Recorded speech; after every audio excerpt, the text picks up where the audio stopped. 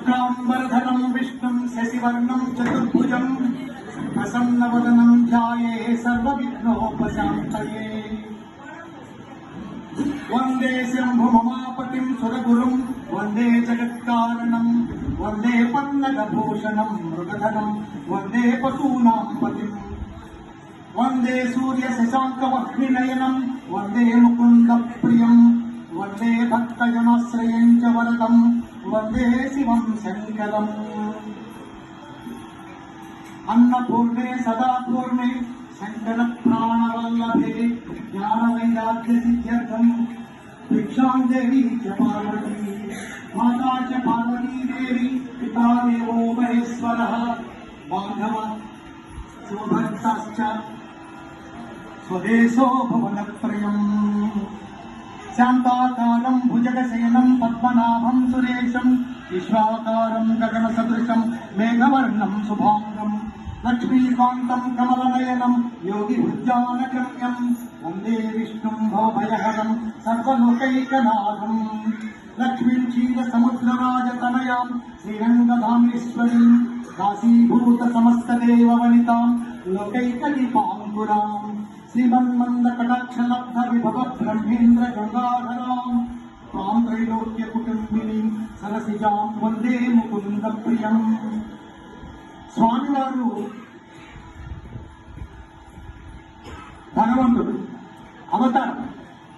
రాముడు అవతరించినట్లే, కృష్ణుడు అవతరించినట్లే, దశావతారం లాగానే శివశక్తి స్వరూపంలో అవతరించినటువంటి స్వామి మన భగవాన్ శ్రీ సత్యసాయి స్వామి.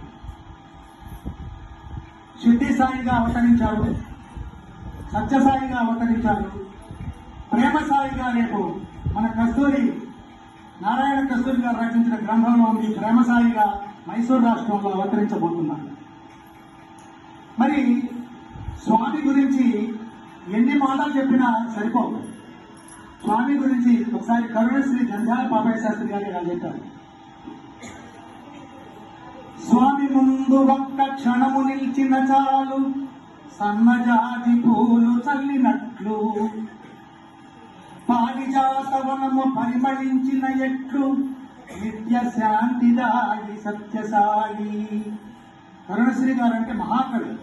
అటువంటి కవి బాబావారి దర్శించి ధన్యత పొందారు.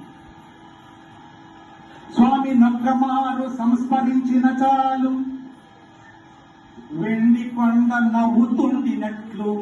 వెండి కొండ మీద ఉండేది శివుడు, అందుకనే శివుని అవతారంగా, శివశక్తుల అవతారంగా చెప్పారు.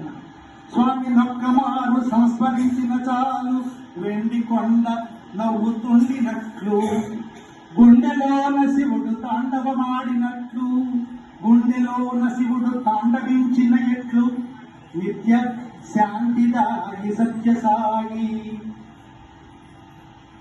సత్యసాయి స్వామి వారు ఆసులుగా పద్యాలు చెప్పేవారు. అద్భుతంగా ఆసులుగా పద్యాలు చెప్పేవాడు. వారి పద్యం ఒకటి ఈ సందర్భంగా చెప్పి యూత్ గురించి, యువకుల గురించి, మంచితనమునందు మానవత్వమునందు బాబాగా చెప్పిన పద్యం ఆసులుగా. మంచితనమునందు మానవత్వమునందు నీతియందు నిండు నిజమునందు. మంచితనమునందు మానవత్వమునందు నీతియందు నిండు నిజమునందు ఆచరించు చూపు ఆదర్శములనెల్ల అతడే యూతు ఆమె యువతి కాదే అని చెప్పారు. పుడమికి సరిమధ్య పుట్టపర్తినెల్ల ఆత్మవిద్యలిందే అవతరించే. పుడమికి సరిమధ్య పుట్టపర్తి అనగా ఆత్మవిద్యలిందే అవతరించే. విశ్వ మానవ కోటి విజ్ఞానముందగా విశ్వవిద్యాలయం విచట విలసే. ఇట్లా కొన్ని వేల పద్యాలు ఆసుగా స్వామివారు నోటి వినడం జరిగింది. నిజంగా స్వామివారు ఉన్న కాలంలో మనం జీవించి ఉన్నందుకు మనం నిజంగా చాలా అదృష్టం. 1940వ సంవత్సరంలో 1926వ సంవత్సరంలో నవంబర్ 23న పెద్ద వెంకప్పరాజు గారికి మరియు ఈశ్వరమ్మ దంపతులకి పుట్టారు. పుట్టినప్పుడే ఇంట్లో సంగీత వాద్యాలు వాటంతట అవే మ్రోగాయి బాబా వారు పుట్టినప్పుడు. నాగుపాము పక్కలో ఉండి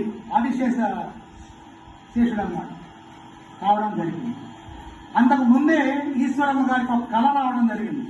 ఒక నీలం రంగు కాంతి గోళం వచ్చి ఆమెలో ప్రవేశించి లీనమైంది. ఆ విధంగా బాబావారు అవతరించారు, స్వామివారు అవతరించారు.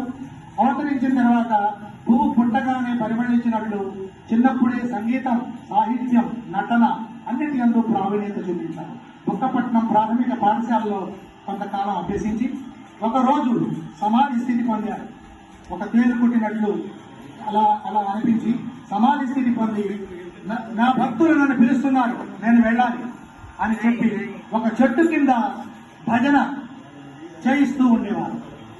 ఆ సందర్భంలో వారికి పురాతన మందిరం ఒకటి కట్టారు. ఆ తర్వాత మనకి ప్రశాంతి నిలయం వచ్చింది. అటువంటి స్వామి ప్రపంచంలో ఎవరూ చేయలేనటువంటి పనులు చేశారు. ఒక భగవంతుడు చేయగలడు. రాయలసీమలో 1995లో 200 కోట్లు, అప్పుడు 200 కోట్లు అంటే 30 ఏళ్ల క్రితం, ఇప్పుడు ఎంత చూడండి, 200 కోట్లతో ప్రజల దాహార్తిని ఉచిత మంచినీటి పథకం పెట్టారు. ఉచిత సూపర్ స్పెషాలిటీ హాస్పిటల్, నరుడి సేవే నారాయణ సేవ అని నిరూపించారు. అందరికీ ఇలా చేయాలి అని చెప్పేసి విద్య, వైద్యం, విశ్వవిద్యాలయం సుమారు 130కి పైగా దేశాల్లో 1500 పైగా సత్యసాయి సంస్థలు, ఎన్నో కార్యక్రమాలు. ఇక్కడ కూడా శారపాతలో మనం చాలా ఆశ్చర్యపోయాను. ఒక చక్కటి పాఠశాల